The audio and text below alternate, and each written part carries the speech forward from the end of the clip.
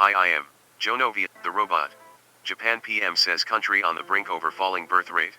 Japan is estimated to have had fewer than 800,000 births last year, down from more than 2 million a year in the 1970s. The story is by George Wright of BBC News. Japan's Prime Minister says his country is on the brink of not being able to function as a society because of its falling birth rate. Fumio Kishida said it was a case of now or never.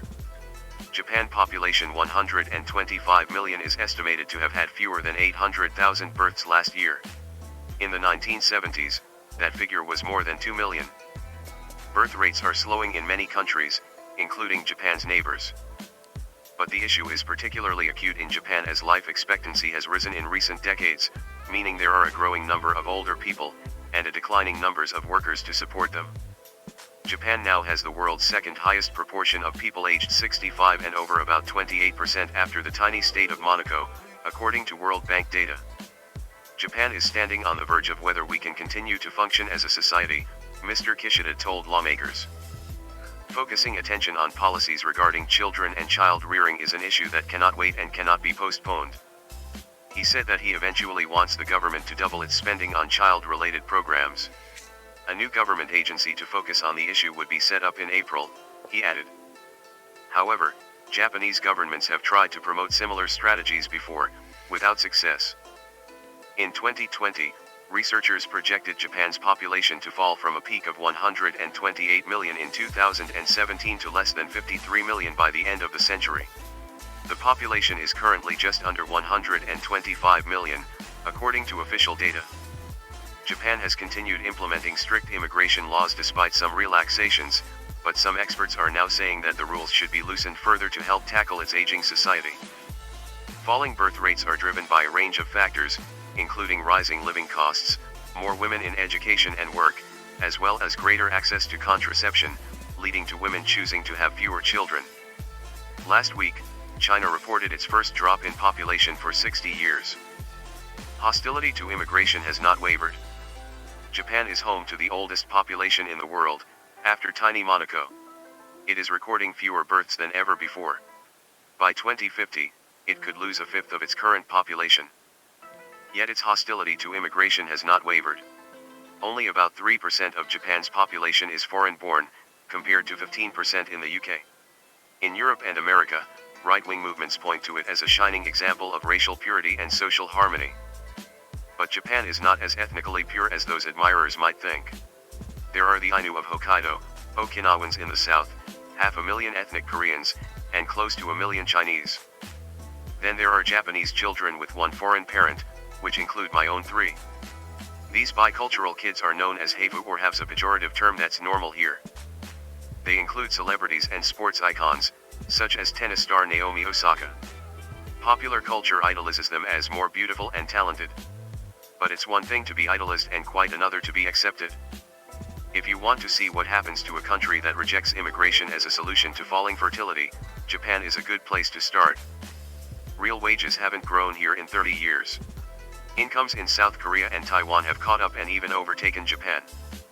But change feels distant. In part it's because of a rigid hierarchy that determines who holds the levers of power.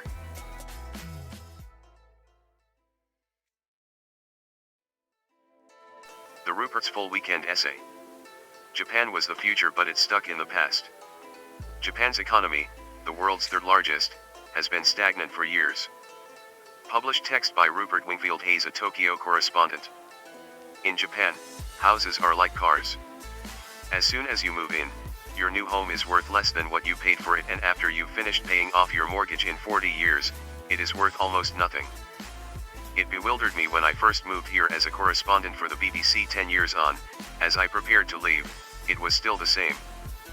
This is the world's third largest economy. It's a peaceful, prosperous country with the longest life expectancy in the world, the lowest murder rate, little political conflict, a powerful passport, and the sublime Shinkansen, the world's best high-speed rail network.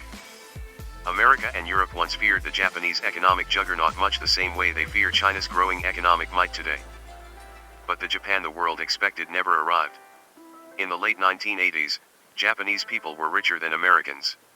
Now they earn less than Britons. For decades Japan has been struggling with a sluggish economy, held back by a deep resistance to change and a stubborn attachment to the past. Now, its population is both aging and shrinking. Japan is stuck. The future was here. When I arrived in Japan for the first time in 1993, it wasn't the neon-lit streets of Ginza and Shinjuku that struck me, nor the wild Gangaro fashion of the Harajuku girls. It was how much richer Japan felt than anywhere else I'd been in Asia, how exquisitely clean and orderly Tokyo was compared to any other Asian city. Hong Kong was an assault on the senses, noisy, smelly, a city of extremes from gaudy mansions on Victoria Peak to the dark satanic sweatshops at the north end of Kowloon. In Taipei, where I was studying Chinese, the streets thronged to the sound of two-stroke scooters spewing acrid smoke that enveloped the city in a blanket of smog so thick you could often see barely 2 blocks. If Hong Kong and Taipei were Asia's raucous teenagers, Japan was the grown-up. Yes, Tokyo was a concrete jungle, but it was a beautifully manicured one. In front of the Imperial Palace in Tokyo, the skyline was dominated by the glass towers of the country's corporate titans Mitsubishi, Mitsui, Hitachi, Sony. From New York to Sydney, ambitious parents were imploring their offspring to learn Japanese. I had wondered whether I'd made a mistake plumping for Chinese.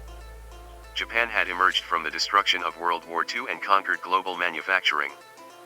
The money poured back into the country, driving a property boom where people bought anything they could get their hands on, even chunks of forest. By the mid-1980s, the joke was that the grounds of the Imperial Palace in Tokyo were worth the same as all of California. The Japanese call it the Baburajide or the bubble era. Then in 1991 the bubble burst. The Tokyo stock market collapsed. Property prices fell off a cliff. They are yet to recover. A friend was recently negotiating to buy several hectares of forest.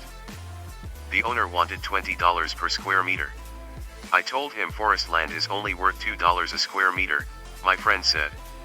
But he insisted he needed $20 a square meter, because that's what he'd paid for it in the 1970s. Think of Japan's sleek bullet trains, or Toyota's just-in-time marvel of assembly line manufacturing. And you could be forgiven for thinking Japan is a poster child for efficiency. It is not. Rather, the bureaucracy can be terrifying, while huge amounts of public money are spent on activities of dubious utility. Last year, I discovered the story behind the stunning manhole covers in a little town in the Japanese Alps. In 1924, the fossilized bones of an ancient elephant species were found in the nearby lake. It became a symbol of the town, and a few years ago, someone decided to have all the manhole covers replaced with new ones that would have an image of the famous elephant cast in the top. This has been happening all over Japan. There is now a Japan Society for manhole covers that claims there are 6,000 different designs. I understand why people love the covers. They are works of art. But each one costs up to $900. It's a clue to how Japan has ended up with the world's largest mountain of public debt. And the ballooning bill isn't helped by an aging population that cannot retire because of the pressure on healthcare and pensions. When I renewed my Japanese driving license, the exquisitely polite staff shuttled me from my test to photo booth to fee payment and then asked me to report to lecture room 28. These safety lectures are compulsory for anyone who's had a traffic infraction in the previous 5 years. Inside I found a group of disconsolate-looking souls waiting for our punishment to begin. A smartly dressed man walked in and told us our lecture would begin in 10 minutes and last 2 hours. You are not required to even understand the lecture. Much of it was lost on me. As it droned into its second hour, several of my classmates fell asleep. The man next to me completed a rather fine sketch of Tokyo Tower. I sat bored and resentful, the clock on the wall mocking me. What's the point of it? I asked my Japanese colleague when I got back to the office. It's punishment, right? No, she said, laughing. It's a job creation scheme for retired traffic cops. But the longer you live here, even the frustrating bits turn familiar, even endearing. You start to appreciate the quirks, like the 4 petrol station attendants who clean all your car windows while they fill the tank and bow in unison as you depart. Japan still feels like Japan, and not a reproduction of America. It's why the world is so thrilled by all things Japanese, from the powder snow to the fashion. Tokyo is home to superlative restaurants. Studio Ghibli makes the world's most enchanting animation. Sorry, Disney, sure, J-pop is awful, but Japan is undoubtedly a soft power superpower. The geeks and oddballs love it for its wonderful weirdness. But it also has alt-right admirers for refusing immigration and maintaining the patriarchy. It is often described as a country that has successfully become modern without abandoning the ancient. There is some truth to this, but I'd argue the modern is more a veneer. When COVID struck, Japan closed its borders. Even permanent foreign residents were excluded from returning. I called up the foreign ministry to ask why foreigners who'd spent decades in Japan, had homes and businesses here, were being treated like tourists. The response was blunt: they are all foreigners. 150 years after it was forced to open its doors, Japan is still skeptical, even fearful of the outside world. The outside factor. I remember sitting in a village hall on the Boso Peninsula on the far side of Tokyo Bay. I was there because the village was listed as endangered, one of 900 in Japan. The old men gathered in the hall were concerned. Since the 1970s they had watched young people leave for jobs in cities. Of the 60 left, there was only one teenager and no children. Who will look after our graves when we are gone? One elderly gentleman lamented. Taking care of the spirits is serious business in Japan. But to me, a native of southeast England, the death of this village seemed absurd.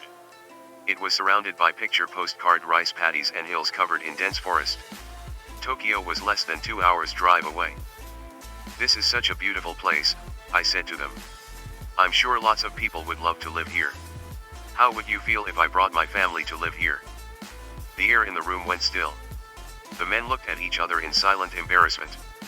Then one cleared his throat and spoke, with a worried look on his face, well, you would need to learn our way of life. It wouldn't be easy. The village was on the path to extinction, yet the thought of it being invaded by outsiders was somehow worse. A third of Japanese people are over 60, making Japan home to the oldest population in the world, after tiny Monaco. It is recording fewer births than ever before. By 2050, it could lose a fifth of its current population. Yet its hostility to immigration has not wavered. Only about 3% of Japan's population is foreign-born, compared to 15% in the UK. In Europe and America, right-wing movements point to it as a shining example of racial purity and social harmony. But Japan is not as ethnically pure as those admirers might think. There are the Ainu of Hokkaido, Okinawans in the south, 500,000 ethnic Koreans, and close to 1 million Chinese. Then there are Japanese children with one foreign parent, which include my own 3. These bicultural kids are known as heifu, or have's a pejorative term that's normal here. They include celebrities and sports icons, such as tennis star Naomi Osaka. Popular culture idolizes them as more beautiful and talented. But it's one thing to be idolized and quite another to be accepted. Media caption. Why do more than 4 in 10 young Japanese say they are still virgins? If you want to see what happens to a country that rejects immigration as a solution to falling fertility, Japan is a good place to start. Real wages haven't grown here in 30 years. Incomes in South Korea and Taiwan have caught up and even overtaken Japan. But change feels distant. In part it's because of a rigid hierarchy that determines who holds the levers of power. The old are still in power. Look, there's something you need to understand about how Japan works, an eminent academic told me. In 1868 the samurai surrendered their swords, cut their hair, put on western suits and marched into the ministries in Kazumagaseki, the government district of central Tokyo, and they're still there today. In 1868, fearing a repeat of China's fate at the hands of Western imperialists, reformers overthrew the military dictatorship of the Tokugawa shogunate and set Japan on a course of high-speed industrialization. But the Meiji Restoration, as it's known, was no storming of the Bastille. It was an elite putsch. Even after a second convulsion of 1945, the great families survived. This overwhelmingly male ruling class is defined by nationalism and a conviction that Japan is special. They do not believe Japan was the aggressor in the war, but its victim. Slain former Prime Minister Shinzo Abe, for instance, was the son of a foreign minister, and grandson of another prime minister, Nobusuke Kishi. Grandpa Kishi was a member of the wartime junta and was arrested by the Americans as a suspected war criminal. But he escaped the hangman and in the mid-1950s helped found the Liberal Democratic Party, LDP, which has ruled Japan ever since. Some people joke Japan is a one-party state. It isn't. But it's reasonable to ask why Japan continues to re-elect a party run by an entitled elite, which yearns to scrap American-imposed pacifism, but has failed to improve living standards for 30 years. During a recent election I drove up a narrow river valley cut into the mountains 2 hours west of Tokyo LDP country. The local economy depends on cement making and hydropower. In a tiny town I met an elderly couple walking to the polling station. "We'll be voting LDP," the husband said. "We trust them, they will take care of us." "I agree with my husband," his wife said.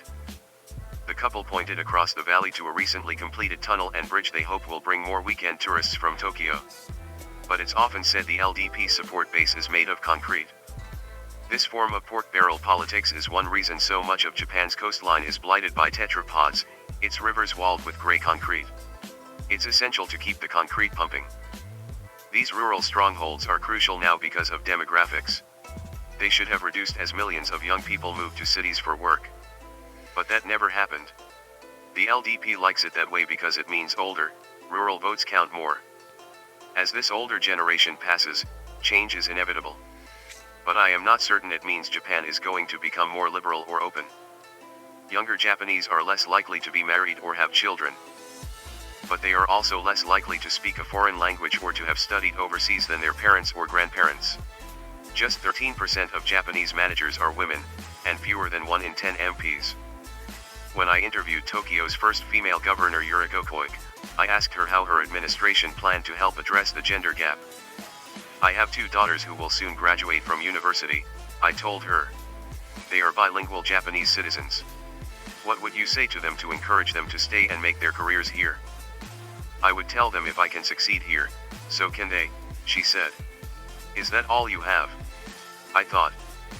And yet, despite all this I am going to miss Japan, which inspires in me both enormous affection and the not-so-occasional bout of exasperation.